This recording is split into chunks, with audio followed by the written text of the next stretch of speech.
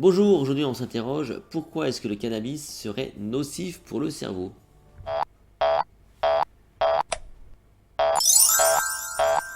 Je vous rappelle que vous retrouvez tout mon travail sur mon site https://lessecrets.com avec le protocole MemoCamp notamment.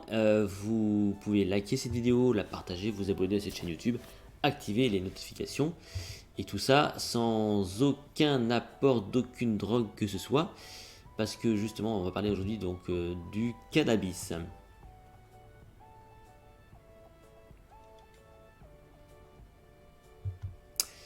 La plupart du temps, les personnes pensent que le cannabis est moins nocif que des choses comme la cigarette notamment. Donc on a tendance, c'est vrai qu'effectivement, à sous-estimer l'impact du cannabis sur la santé, à tel point que de nombreux pays ont légalisé ou ont toléré le cannabis ou la consommation de cannabis.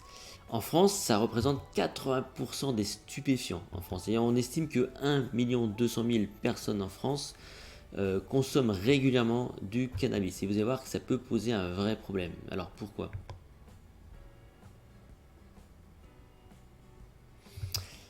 D'abord, si vous voulez, le cannabis, ça va s'appuyer sur une substance qu'on appelle le THC, qui aura pour conséquence des impacts sur la mémoire de travail notamment.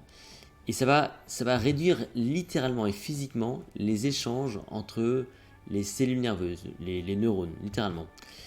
Et donc moins d'échanges entre les neurones, ce qui veut dire que ça va avoir un impact certain sur le traitement de l'information et la mémoire, mais surtout le THC a cette particularité donc d'activer ce qu'on appelle le circuit du plaisir, ce qui veut dire qu'on devient dépendant. Et quand on devient dépendant, forcément, donc on en redemande. Si on en redemande, on consomme plus de THC. Si on consomme plus de THC, bah forcément, ça va impacter un peu plus les connexions neuronales. Et au final, donc, ça va impacter la cognition tout entière. Et ça peut devenir un vrai souci.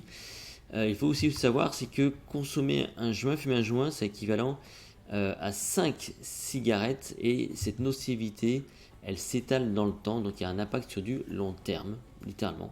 Et c'est là que ça devient extrêmement problématique. Alors qu'est-ce qu'on peut conclure de tout ça?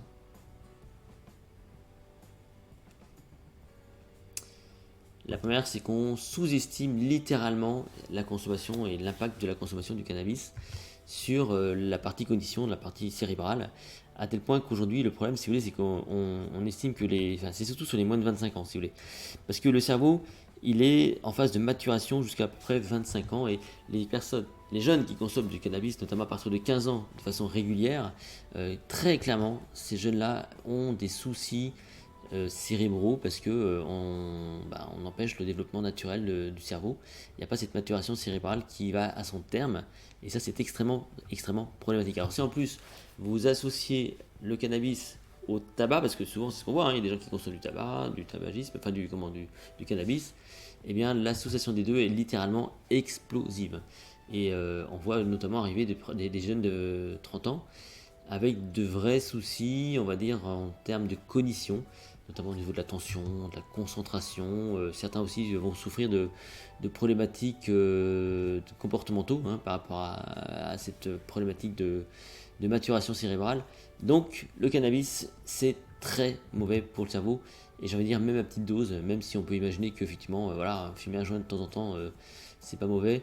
Rappelez-vous de cette notion de dépendance. Moi, je vous encourage évidemment à éviter plus que possible l'usage du cannabis, même si aujourd'hui on sait qu'il y a des essais thérapeutiques, mais c'est un autre cadre, c'est sous contrôle du médecin pour notamment gérer la douleur.